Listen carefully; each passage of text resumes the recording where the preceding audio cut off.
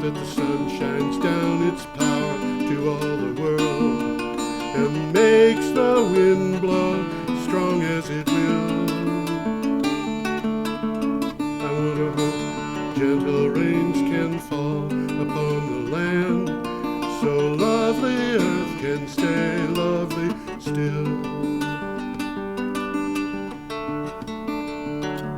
Hello, ladies and gentlemen. This is Energy Week with George Harvey and the fabulous Tom Fennell. Should I take a bow?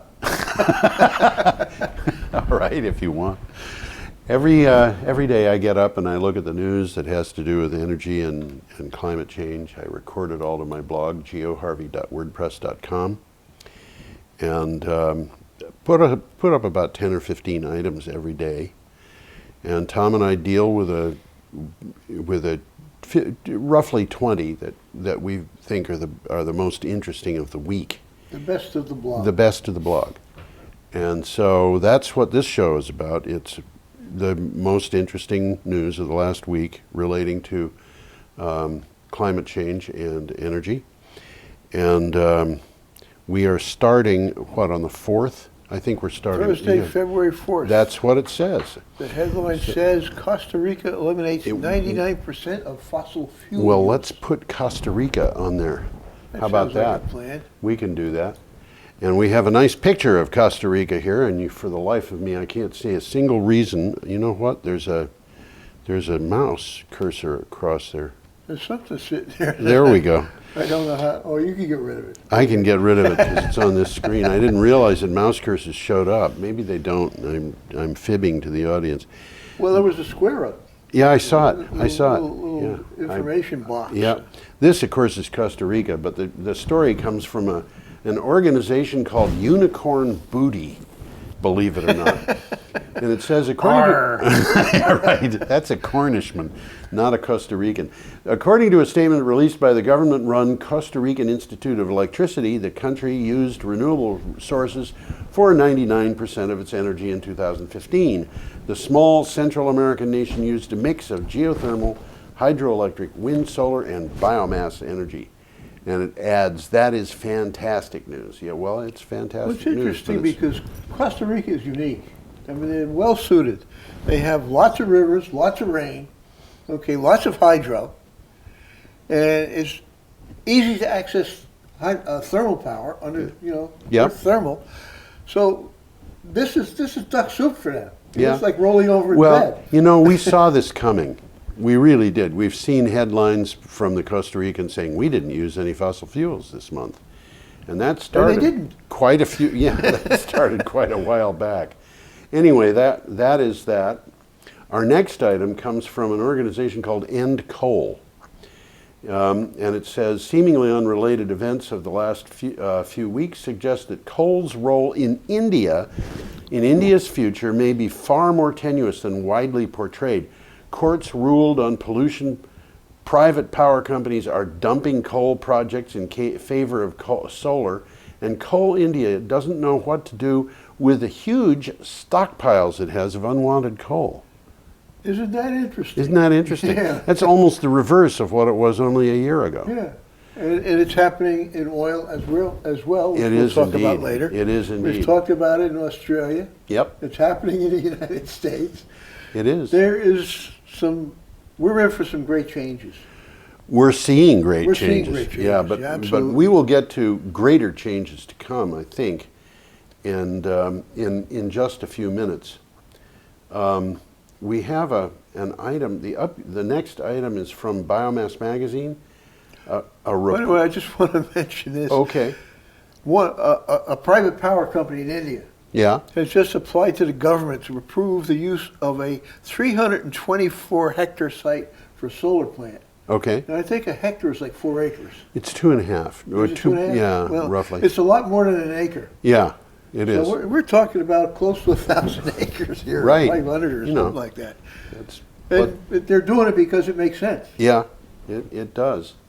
Our next item is from Biomass Magazine, a report from research and consulting firm Synapse Energy Economics examined state-by-state impacts of the clean power plant options and found that using strong energy efficiency policies in state plans can produce significant electric bill savings for consumers while reducing carbon pollution. Well, according to their study, this averaged out to $17 a month for everybody. Yeah, that's just by using efficiency. Yeah. Yeah. And I know people, you know, you walk into their house and the TV's going, and there's nobody in that room. And you say, let's turn the TV off, and they say, why? Well, yeah, that's, we've learned to be wasteful in our society. We were taught to be wasteful. That's a good point. That's a valid point. You know, one of the things that Tori Weekers has done was to give me a book on, she's my landlady for anybody who doesn't know. She gave me a book, and I think the book was called Garbage. And it was about the history of garbage in the United States. I think I've heard of that book. And it goes into detail about the history of how we dealt with trash. Mm-hmm. I mean, right back to the days when the way you dealt with food waste was to dump it on the street and let the pigs eat it, you know. And in the 1930s, they started teaching people to waste things because they said it would help end the Depression. Anyway, should we move on?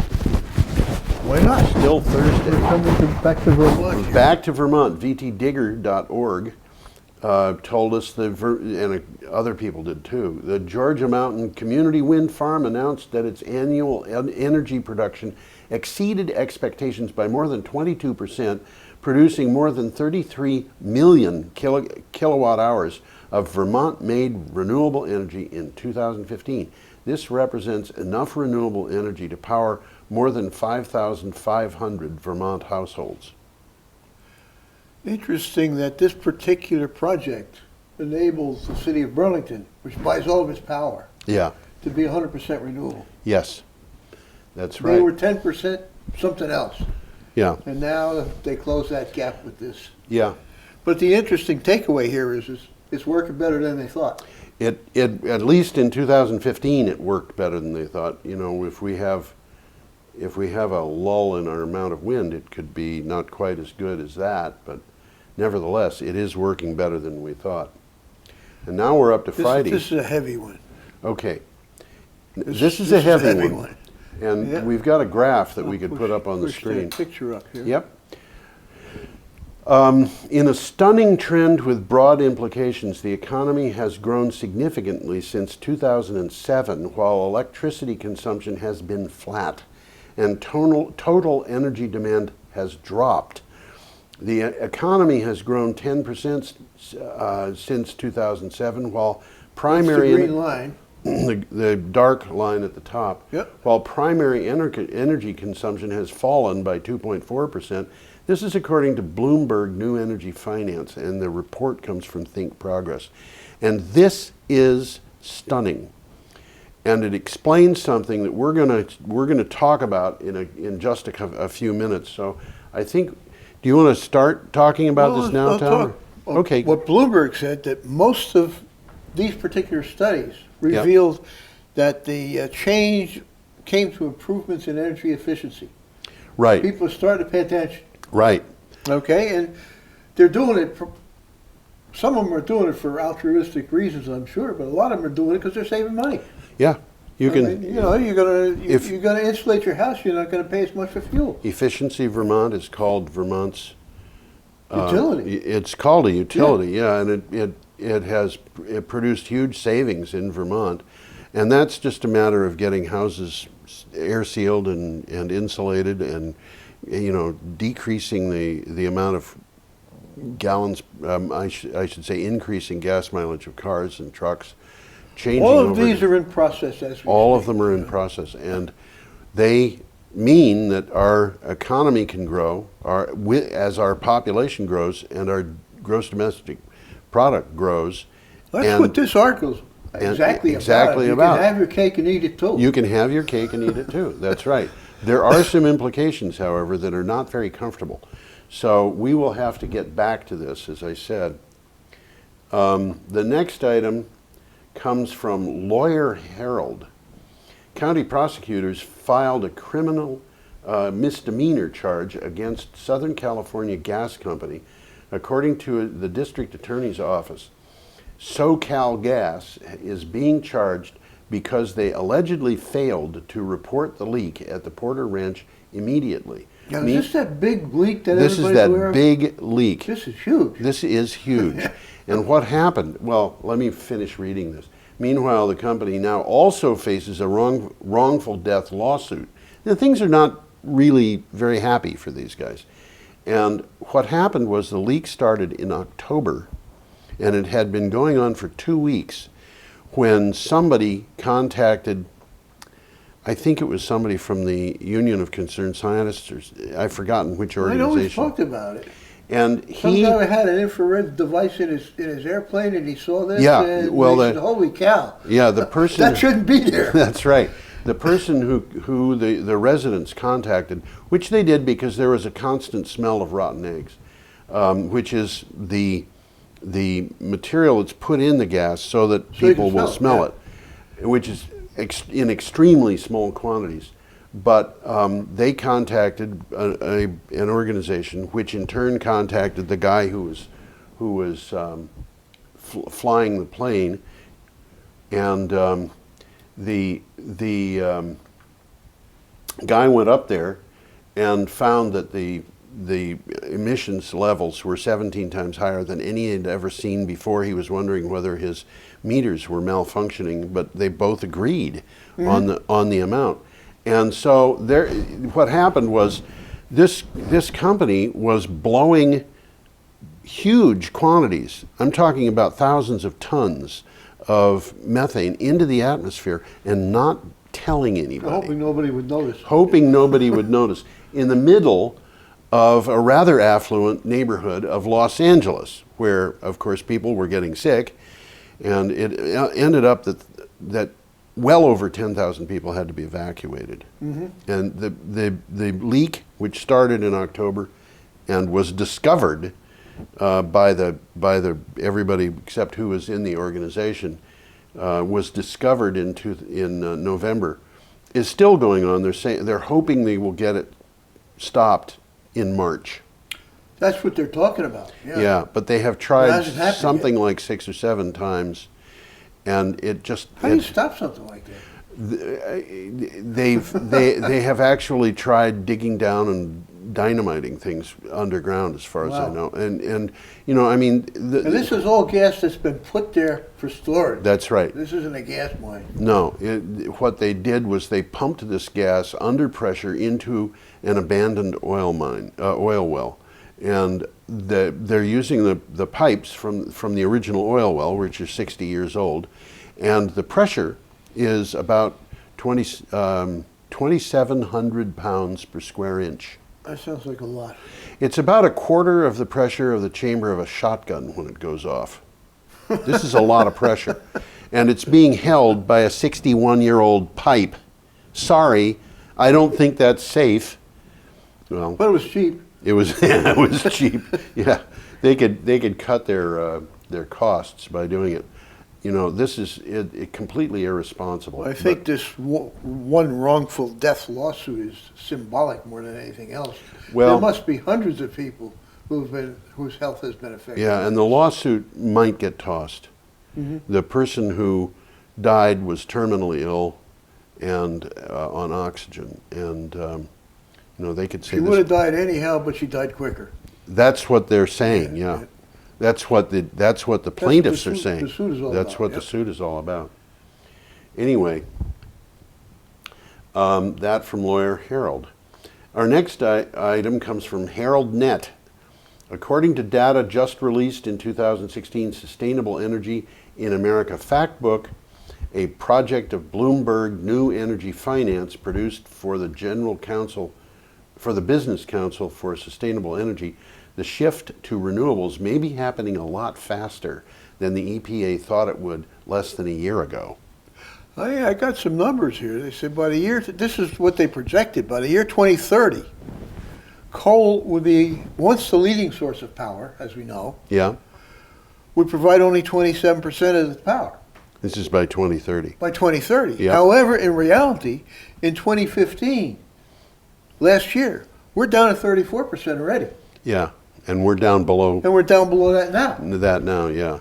It's the decline in the importance of coal is absolutely stunning. Well, it's happening more because of economics than anything else. Yeah, but you look at the free figures. market is doing it. Yep, the figures from last year. Natural gas installations fell last year 33% from what they had been the year before. That's natural gas. That's natural gas. The cleanest of the fossil fuels. Right, and natural gas installations have eclipsed coal so badly that there were well over 5,000 megawatts of natural gas installations put in last year, 3 megawatts of coal. That's practically nothing. I mean, 3 megawatts of coal is, it would not satisfy the demands of Brattleboro, let alone, Probably not. you know. Six Yankees. No, 3 megawatts. Not 300, not 3,000. This is I'm off in three. left field. Yeah, 3 you megawatts. are 3 I megawatts. almost use that much myself. It would not satisfy the energy demands of Brattleboro, which, by the way, for anybody who's not in Brattleboro, has a population of 12,000 people. It's a tiny amount. Coal is just more or less doomed, and I think for good reason. You know, I mean, these people have been working for years on hard things. The people who go into the mines, I've never envied a coal miner, even one who makes a lot of money. So, No, it's not. I've been down in coal mines. I was down in the coal mine in the Museum of Science and Industry in Chicago when I was a down child. real ones. They're not pleasant places to be. Yeah, well, the museum display was not a pleasant place to be. They were not making it, you know. Yeah, they're trying to make it realistic. Yeah, they were trying to make it realistic. It reminds me a little bit of the engine room of a ship that appeared in a Fred Astaire Ginger Rogers movie, and I forget what the ship was, but the engine room, everything was white. And they had a circular staircase coming down into the engine room where the guys called the black gang, not because they were racially black, but because they were black with soot, worked. And of course they all had instruments down there they could play. So, and the whole thing was Art Deco. Yeah, well, coal mines are not a nice, pleasant place to work, I can tell you that. Having been in the Museum of Science and Industry as a child. One of the ones I was in, the ceiling was only about 4 feet. Yeah. So in order to traverse it, you basically had to be bent over. Yeah, but and everybody carried these hammers, 2 hammers. Yeah. And they used them as crutches when you walked bent over. Oh my gosh. Well, you know, the thing that's really terrible about them is not only are they just incredibly ghastly places to work, and I've worked in ghastly places, believe me, they just do a number on you physically. The damage that, you know, the black lung and all of that is just horrible. Well, that's well known in the coal fields, and there's a lot of people that aren't really elderly that are disabled. Disabled. Absolutely. And we're not even talking about from accidents, you know. Yeah, we're talking about just breathing. The atmosphere and Yep. Okay, our next item is from Saturday, February 6th, and it is from Sustainavate. Global energy efficiency investment will reach $5.8 trillion by the year 2030, according to a report from the International Renewable Energy Authority. By 2030, yearly energy efficiency investment will total about $385 billion. That's the annual investment, the report says. The focus will be buildings, manufacturing, and transportation, and we really need to do something about transportation in Vermont. Really. That's one of our big uses of fossil fuels is transportation. Yeah. Not going to be an easy thing to do just because of the way the state is structured. And, you know, in defense of Tom and myself, I will say that I pedal and he uses grease. French fry oil. Yeah. Should we go on? But what this article is really saying is that Middle East and North Africa are growing in their demand very rapidly. Yeah. And they have to spend a lot to meet that demand. That's Yes. what this article is basically Yes. about. You got to start improving efficiency and improving the withdrawal. Well, they're working on it. You know, when you look at the Oh, yeah. various activities that they're doing in Africa and the Middle East, and of course this is true of the We were rest of talking Asia about too. some of the stuff's going on in the Emirates. Yes. Yeah. More than just building Right. ski slopes. Right. Indoors, you know there's an indoor ski slope? I know. And I've known a person who's been there. And it's, he said, you know, they've got a ski slope and it goes down indoors. And all along it, there's little shops that you can stop in. You can stop in them, you can stop in Starbucks on your way down the slope. All right, our next item is from Platts. ISO New England's chief operating officer reported that total capacity is projected to decrease by 396 megawatts in 2016, but then increase by almost 9.8 gigawatts in the following 3 years. About 4.1 gigawatts of that total is wind and other renewables. ISO New England's peak load in January was 19,412 megawatts, which means they're expecting an increase. After this initial decrease, they're expecting an increase of almost 50%. Mm-hmm. And that is largely renewable power. And I don't know how much of this is supposed to be from pipelines coming in, but somehow I think that... I don't think they're even included in this study. Well, I mean, the big pipeline going through Massachusetts may not happen. That might not happen, and it wouldn't happen in the next 3 years. I don't think. No way it could happen in the next 3 years. Okay. Well, now that we've reassured ourselves on that score, let's get up to Sunday, February 7th. And what we have here... This is kind of scary. This is probably one of the scariest things I've seen. Got a nice picture here if I can find it. There you go. That is a picture that was produced in September 2015 by NASA. So that was the summertime. This is it's the low point for Arctic ice for the summer. It's been melting all summer. We're at the end of the summer, but you know, this is the low point, and this is the yellow line going around there. It's a rope, isn't it? Yeah, it's a big rope. They use it for roping in the maybe that's not right. That's the average that had been there in 1981 through 2000. So you can say that's where it should be. No, it's not quite. You know, I remember when I was in college, and this is about like 1967, 68, something like that, reading in a magazine about the first ice-breaking tanker. Yeah, they've got ice-breaking tankers, right? And they were planning on taking that north of Canada because they could take advantage of the fact that for some unknown reason, the ice was thinner than it had been in the past, pretty consistently. Mm-hmm. So what the news item that comes, actually there's a couple of news items that are associated with this. This comes from Nunatsiaq News. The ice cover across the Arctic hit a new low throughout January. The Colorado-based National Snow and Ice Data Center tracked the lowest ice extent ever for January. The record low ice extent was driven by unusually high air temperatures over the Arctic, more than 6 degrees Celsius, which is 10.8 degrees Fahrenheit, above average. And you know what? The water's warmer too.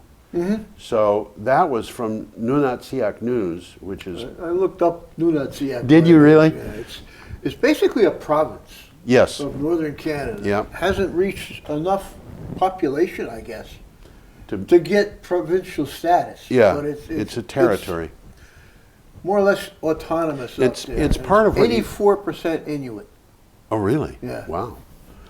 Okay, our next item is also associated with this, and well, I'll just read it. It was from the Washington Post. Does the shrinking ice in the Arctic lead to worse snowstorms along the Atlantic coast? It's very possible, says leading Arctic researcher Judah Cohen. In Washington, Baltimore, and Philadelphia, New York City, and Boston, at least 5 of the top 10 snowstorms on record have occurred since 1990. Well, they're certainly trying to make a case there, and I think that they're on the money. These are definitely related. Oh yeah, and the thing that's happening here is that the whole ocean is warming up, and I've got something right on exactly that. Okay. Here's how it works. Yeah. Okay. When the sea ice melts, cold winds blowing over open waters, formerly ice. Yes. Okay, open waters in the Arctic pick up moisture, Yes. which gets deposited as snow over Eurasia in October. A process similar to lake effect storms in the Great Lakes. Right. Okay, the lack of ice over the Arctic Ocean also favors the formation of high pressure over northwestern Asia, which pushes the prevailing storm track further south. This is a mouthful. Yes, it is. But it enhances the Eurasian snow cover. A rapid advance of snow cover in the fall over Eurasia, coupled with high pressure to the north, works together to destabilize the polar vortex by winter. Yes. Now that's what this article is all about. So what we're saying here is the polar vortex is unpredictable, or It's more unpredictable than it had been. Destabilized. So that means that in where we are, we can have storms coming down that we might not we have would not have normally had in the past. Yeah.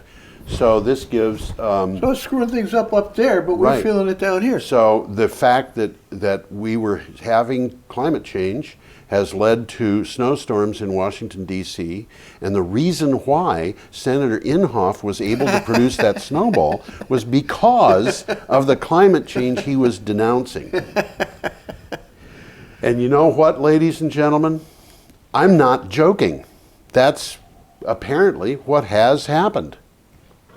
Well, this. Oh, Yeah. push you back here. Oh, you want me back on screen? Okay. What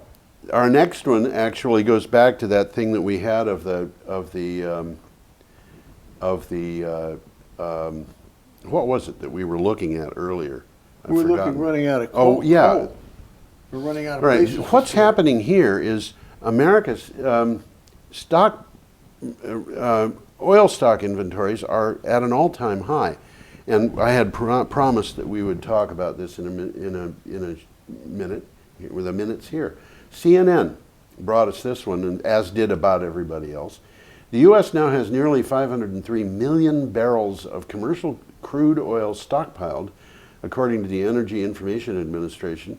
It is the highest level of supply for this time of year in at least 80 years. I got news for you. The only reason they say 80 years is because they didn't have records before that. Before 80. Certain right. key storage locations are now bumping up against storage and logistical constraints and making things as difficult for them as it is for me to say that. Well, they mentioned Cushing, Oklahoma, They which sure we've do. talked about before, which Yeah. is a huge network of storage Yeah. in Oklahoma. Yep. It's the biggest storage hub in the United States. It might be the biggest in the world. I don't know. Could be. It's certainly the biggest one we have in America. Yeah. And as of this article, it's 87% full. Yeah. And they're worried about putting more oil in the tanks because as you top those tanks up, you're very much increasing the risk of spills. Yeah, I guess you are. Yeah. So the problem here is that if Cushing, Oklahoma can't take any more oil, then they have to figure out where to put it. They're Now- going to send it elsewhere. Yeah. What's that going to do to prices? Well, it's going to make them crash. But the thing is, here's the, you know, I saw these articles coming up this week, and all of a sudden it started to explain something.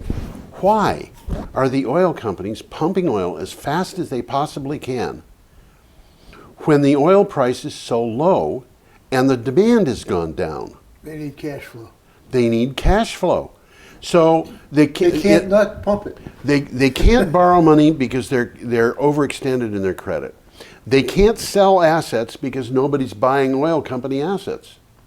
The only choice they've got, aside from sending out their board of directors to be busboys, the only thing that they can do is pump more oil. But nobody wants the oil, and so what we've got is our oil inventories are just filled up. We've got long lines of ships off the east coast of the United States waiting to discharge oil. They don't have any place to put the oil. The oil companies are up against it here, and what's going to happen at some point is they're going to be up the creek, because people are going to be calling in debts that they can't pay. They can't pay. Yeah. Now, What happens then? 42 of them went broke last year, leaving $17 billion in debts. And on one occasion, there was an auction of the assets and nobody bid. Oh, boy. So, hey, I can't imagine 5 years ago anybody predicting this. the thing that this explains to me is that is the reason why, and I'm seeing, I can't cite a source here because I've seen many of them, but I don't have one in my mind. There are analysts who are predicting that the price of oil will go down to $10 a barrel. And it hasn't been that low. I don't think it was that low when I lived in Saudi Arabia. I don't know, but what's happening here, I think, is a combination of different things. Where we saw earlier that primary energy consumption was declining. Yes. So we've got oil in a declining market, which is being attacked on the one hand by the United Nations because of the carbon dioxide emissions, and on the other hand by competition from renewables. Yeah. And so they're being now literally competing economically with the gas companies. Yeah, not the wind and solar are not competing directly with oil, but they certainly are competing with gas. Yeah. And the companies that do one usually also do the other. Yeah. And so these companies are just in a bad way, and the market knows it. The Dow Jones Oil Index has declined almost 50% in the last year. Dow Jones Oil and Gas Index. And of course, in Vermont, we've got a treasurer who says, well, I need to manage our funds in a way to protect the people who have, in the retirement funds and so forth. I think she's just failing to do due diligence. And I'll tell her so. I think she's failing to do due diligence. Well, I think the governor's on your side. I think the governor is on my side. That's correct. That's what I think. But this is a serious problem for the state. Should we move on from there? I think we should. Okay. Yep. Tired of talking about oil. Let's talk about wind. Yeah. All right. Let's talk about wind. Let's do that. Okay. We've got a thing there called the Whiteley Wind Farm in Eaglesham. It's the UK's largest onshore wind onshore farm. Yep. Wind power provided almost half of Scotland's entire energy needs last month, according to WWF Scotland. That's the World Wrestling Federation, right? I hadn't thought of that. No, actually, it's the World Wildlife Fund. January had 22 days when the wind generated sufficient power for every home in the country. Wind power supplied a total of say that again. January, wind generated sufficient power for every home in the country. 22 days in January. Of course, wow. There's commercial and industrial. Yeah, and so forth. but just wind turbines supplied a total of 1,125,544 megawatt hours to the national grid. This is from the Scotsman, and of course, the Scots have been after wind farms. And Donald Trump, who went to Scotland and said he would pull his money out of the resort he was building in Scotland if they allowed a offshore wind farm to go up within sight of his golf course. Came back. That died, didn't it? What? That his objection? Yeah. He said he was going to take it as far as it needs to go to get that reversed, even after it went to the Supreme Court in Scotland. He testified to the Scottish Parliament, and when they issued their report on the testimony of all the people involved, he had objected to wind farms, and the Scottish Parliament report said that they got no credible objections, which is kind of like saying Donald Trump is not credible. But they passed, they just said, we're not interested in your objections. And the objections went to the Scottish Supreme Court. They weren't interested in the objections. They went to the UK Supreme Court. They weren't interested in the objections. So now Donald Trump is saying he'll take it as far as it needs to go. And I don't know where he's going to go. He may be going to the EU and saying, my golf course is more important than carbon emissions. I don't think the EU is going to be impressed. He's getting a lot of publicity, though. He got a lot of publicity, and when he went to Iowa, somebody asked him about wind turbines, and he said, I don't have any problem with wind turbines. How anybody could favor such a person is beyond me. It's like, Donald Trump is not qualified to be president of the United States. You've got to be 40 years old to be president. He's got 28 years to go. Not only that, but his birth certificate was a forgery, which is why his father's family came from Germany, but it also came from Sweden. I think he was born on the other side of the moon.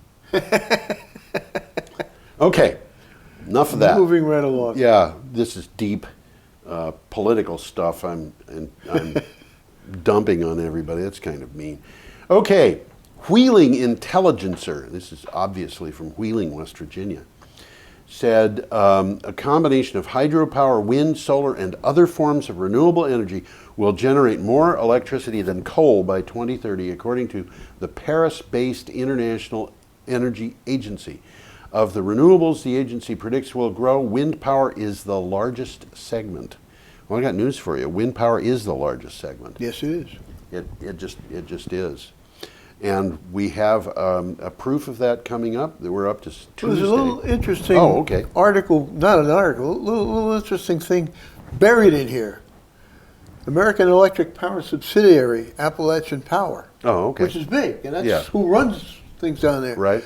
They want to generate enough electricity from windmills to run up to 150,000 homes.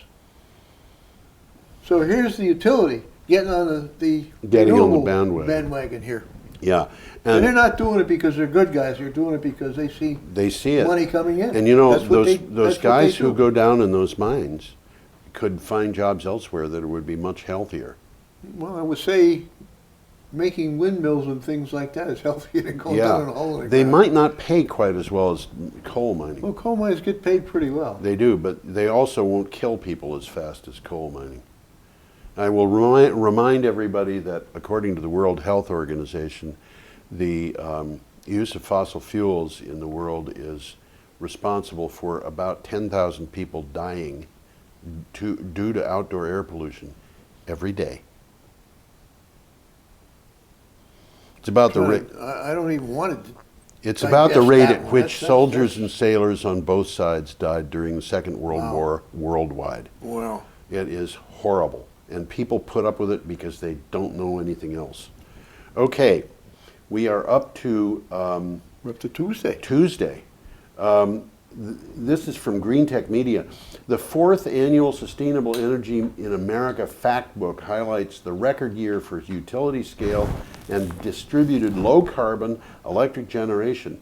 One of the most significant pieces of the report is the data on prices and decarbonization, which shows that decarbonization has not led to higher prices. That's interesting. Those wind turbines, and you might put that up so that people can see it. That would be helpful, wouldn't it? It wouldn't. Yeah, I'm looking at it right here, but it's not on the screen. That's what happens. Energy from wind is cheaper than energy from really, right now, energy from wind is cheaper than energy from every other source. Every other source. Wind power is the cheapest. This thing says it's 2/3 cheaper than it was 6 years ago.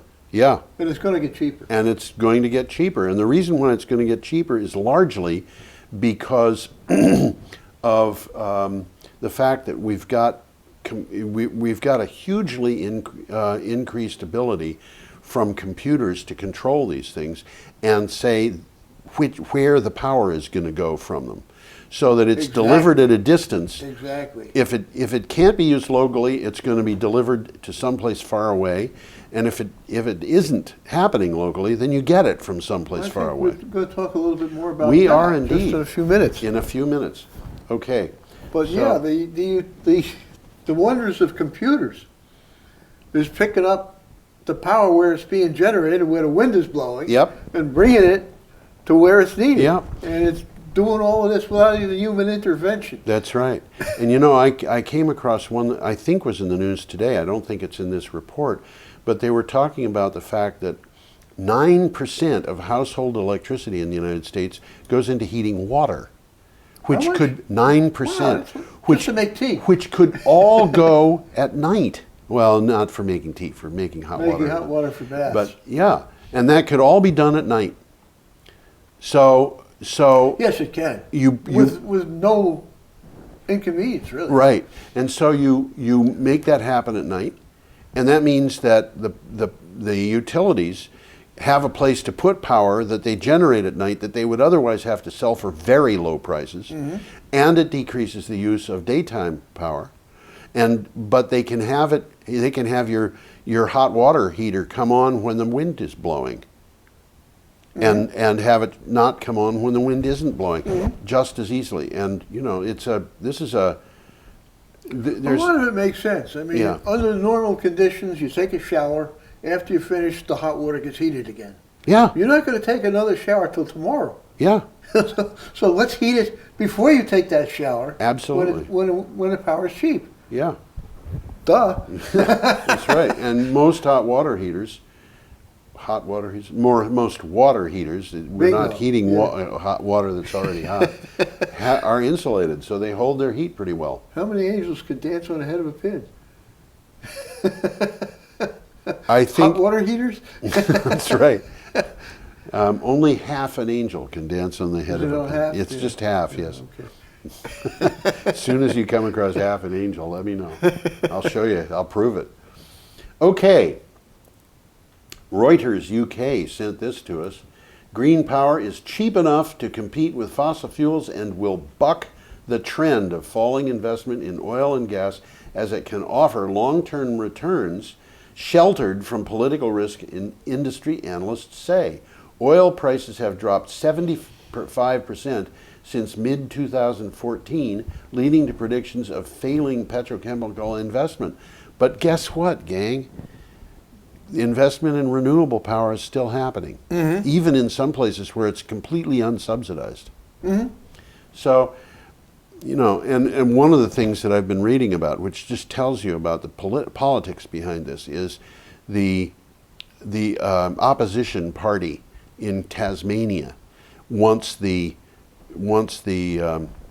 Prime Minister of Tasmania to get whatever agency it is to push for a 200 megawatt wind facility that the government is just not interested in pushing. And when you consider that the cable that linked Tasmania to the mainland, and Tasmania is not small. No, it's not. That cable carried 40% of the electricity and it has been broken. Yep. So they've lost that. And then their hydropower is dependent on rainfall, and they're in a drought. So they're really stuck. Even so, but they got a lot of wind. They got a lot of wind, and the government is not interested in exploiting that. So, our next picture is a wind power silhouette, which is absolutely meaningless. Nevertheless, Business Green sent us this. The wind industry has surpassed the hydro industry as the third largest player in the European electricity grid in terms of capacity, and is fast growing, closing the gap on the coal and gas sectors that continue to dominate the continent's power mix. Wind energy now provides a total of 142 gigawatts of capacity in Europe. That's a lot of capacity. And most of that is offshore wind. Yeah, which has a very high capacity factor, which means that their capacity factor might be 0.5. And for anybody who doesn't understand that, it just means that you're getting about half your nameplate value times the number of hours you run, where nuclear plants in Europe are getting about 80%, 85%. So this 142 gigawatts is probably the equivalent of about 75 or 80 nuclear power plants that have been installed. Put it in perspective like that, you get a different view of it. Yeah, this is a lot. This isn't an isolated turbine here and an isolated That's turbine right. And, you know, as we were saying, they're laying cables all over the place. They're talking about a cable that'll go from Norway to the Netherlands. They're talking about another one from Iceland to England? Iceland to England is not coming in yet, but that won't be wind power, that'll be geothermal. But actually I was thinking Norway to the Netherlands, it's not. It's Denmark to the Netherlands and Norway to Germany. And then they're talking about other cables coming in from North Africa going to Italy and stuff like that, because they've got now the ability to lay these cables in, big cables, very low line loss. You know, they're talking about line losses of 2.5% per 1,000 miles. That's low. That's low. These are DC cables. They're DC cables. They're extremely high voltage, and they use superconductors. Are they? They're actually using getting superconductivity now. Yeah, the 2.5%. A lot of that goes into running the superconductors. This is really crazy stuff we're talking about. Anyway, and it was a company in I think Air, Massachusetts. I don't remember the name of the company, but it was a Massachusetts company that got patents on that everybody's infringing on now. Isn't that nice? Thank you so much. Anyway. Put you back up here. Yeah. Our next item from cnsnews.com. President Obama said the U.S. would tax each barrel of oil imported or exported, with some of that revenue being used for transportation. He also said some of that revenue will be used for investments in basic research and technology that's going to be needed for the energy sources of the future. And I got news for you, President Obama. We've got all the technology we need. All we've got to do is put it in. Well, it's an interesting concept. I'd like to see how far he gets with it, because the industry is going to be all over him. Oh, they're all over him already. They're all over him already, and of course, it's an extremely self-serving all over. You know, they're saying climate change is an invention of the left, and you know, it's like, what are you talking about? You've got 99.97% of science agreeing on this, and they're not all leftists. And they're not all leftists. You know, this is and I've had people tell me this. It's a socialist conspiracy. How in the world do socialists make money on solar panels that are on people's rooftops? And it's like you've got this entire thing in the political right in the United States, where you've got people who just trust the Heritage Foundation, trust the state policy network and so forth. Well, it's like a religion. It is a religion. Yeah. It's a religion which is unlike real Christianity or Judaism. Name a religion, and none of them is going to have a core concept of let's be mean to anybody who's coming across our border. Yeah. Well, what they're doing here is they're paying attention to short-term profits. And it galls me because China is installing renewable energy twice as fast as the United States, which means that they're moving toward energy security twice as fast as the United States, and they are getting off of fossil fuels twice as fast as the United States, which ultimately means they will be without bills for fossil fuels twice as fast as the United States, all of which sums up to they will be able to compete with us much better commercially and militarily. And this is being pushed on us. We're being prevented from moving on this as much as possible by people who claim to be patriotic. Mm-hmm. Yep. Yeah, and they do it despite the fact that the Pentagon says, hey, this is a problem. We've got to deal with this. This is one of the biggest problems we've got, climate change, according to the Pentagon. The Pentagon is aware of this. They've been testifying before Congress for years that one of the biggest security threats we've got is climate change. We've got an entire party that's saying, no, we're not allowed to hear those words. And it just galls me. It absolutely galls me. I think in terms of reality, the most conservative politician we have running for president of the United States right now might be Bernie Sanders. The rest of them are all off under the control of things that real conservatives would never allow to control them, but that's what they're doing. Okay, my rant. My rant. We're getting there. Tom is staring daggers at me for being for my rant. Okay, all right. We were just talking about this one. A new study. This is from an organization called Co.exist. A new study suggests we don't actually need to store power from the sun and wind. Yeah, that's what we were just telling you. We were talking about exactly that. Yeah, because the wind is always blowing somewhere in the U.S. and a cloudy day in one city will be a sunny day in another. Researchers suggest that we just need a bigger grid, better power lines that could send energy wherever it's needed. And you know those power lines I was talking about with the low line losses? Those things are so efficient that we could get power from anywhere in the world cost effectively. We could in Vermont get power from the westernmost islands in the Aleutians, from Tierra del Fuego. You know, I mean, and so you can ship this power anywhere you want to go. And a lot of those lines, really, we shouldn't be putting these lines up, I don't think, like this. We should be doing what they do in Germany, which is to bury them. Yes, oh, absolutely. You know. And they're much safer. They are much more secure. You don't have trees falling over them. Well, hunting season, the utilities lose a lot of power. No, don't tell people that. They'll remember. They'll say, I'm going to try that one just for fun. No, don't tell them that they shoot at the power lines. I was reading into this article here. It was interesting how they did it. Yeah. The researchers built a detailed computer model that divided the country into 160,000 little squares. Wow.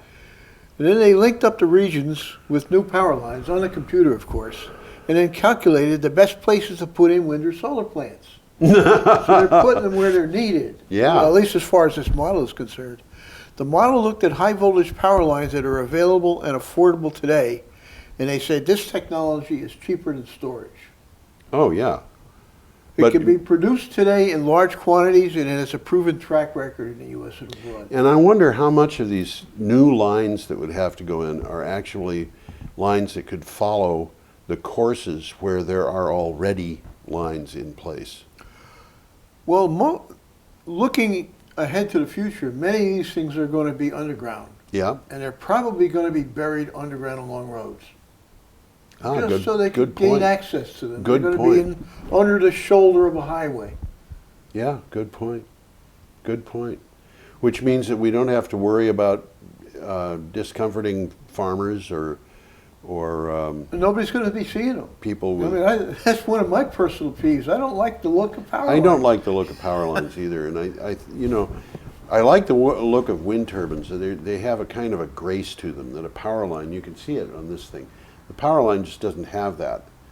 Of course, there are a lot of people like different things. I don't like ski slopes, but I think Tom does.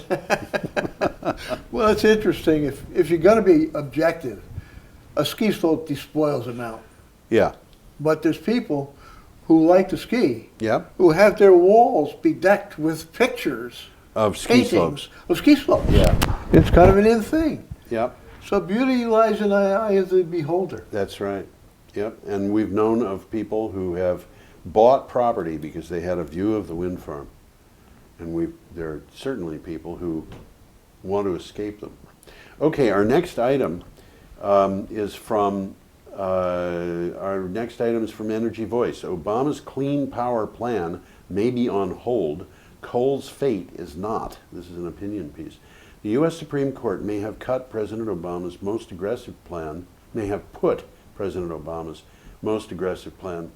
to curb power plant emissions on hold, but that's not going to save the coal industry from a shrinking market or stop some states and utilities from moving on their own. Well, we sort of covered some of this in some of the early stuff we talked about. Yeah. For example, they're trying to achieve carbon emissions cuts of 32% by 2030. Yeah.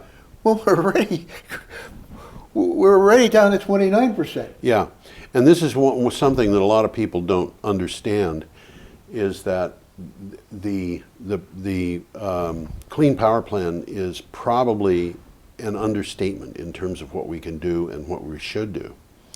Oh, but it's very conservative. It's very conservative. But the Supreme Court, and we should explain this because we haven't brought this up yet. This is very current. Yeah, this just happened. The Supreme Court has said that it is not going, it is going to put the plan on hold. It's the first time this has ever happened in terms of a federal law. They're putting the plan on hold while the lower court sorts out what is going to happen to it, which could take as much as a year and a half. Now, I'd be surprised if they got it done that quickly. Would you? There are states that oppose the Clean Power Plan that are moving ahead with their state goals anyway. Yeah. Colorado and Does it Michigan make sense? are two of them.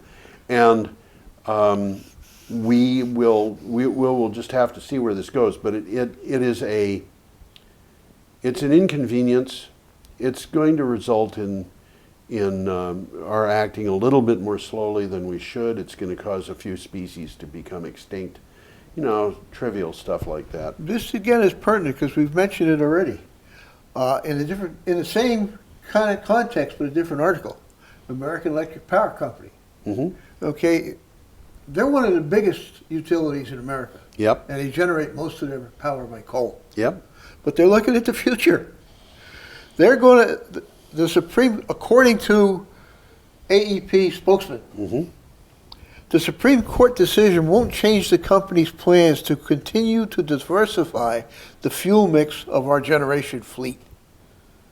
What does that mean? It's fancy words, but they basically say we're going to start looking at renewables big time. Yeah, well, I mean they've got reasons to do that. The AEP, and this is again from that same article, has seen its $10 billion investment opportunity. Has seen a $10 billion investment opportunity in renewable energy over the next 18 years. I mean, they're planning for it already. Well, one thing that happened when the Supreme Court made this ruling was that the Dow Jones Coal Index rose from about 18 points to about 23. And since then, it has fallen back to about 18 points. Now, this is an index that in 2008 was at 723 points. So we're talking now 18. What? 18. Can it go any lower? Yeah, it can, but it's lost all but two of its. I think honestly, I think that the Dow Jones Coal Index is going to disappear. And the reason is because it's only got two stocks left on it, and one of them is down 99.5%. The other one is down 90%. You know, I mean, really, these people have taken a beating. Yeah, they have. And the one that's down 90% is living on its gas and transportation interests. So it may be taken out simply because it's not making money on coal anymore. The price of coal has gone down 50%. And the coal industry is just a complete shambles. I don't think people in this country realize how absolutely devastated that industry is. But it is. And I think for good reason. Okay, our last item of the day is from Utility Dive. The Union of Concerned Scientists released a point giving the history of an Eastern Interconnect working group in 2010 to 2012, which developed research showing the eastern U.S. could cut carbon by 42% and reach 30% renewable energy by 2030. The numbers exceed those required under the Clean Power Plan. So this is not going to cost a lot of money. It may actually save money. This was done in 2012. It was done in 2012, and since then, the cost of electricity from renewable power has declined remarkably. So the price of power from solar is declining so rapidly that it's about to go below the price of wind, but it's already gone below the price of gas.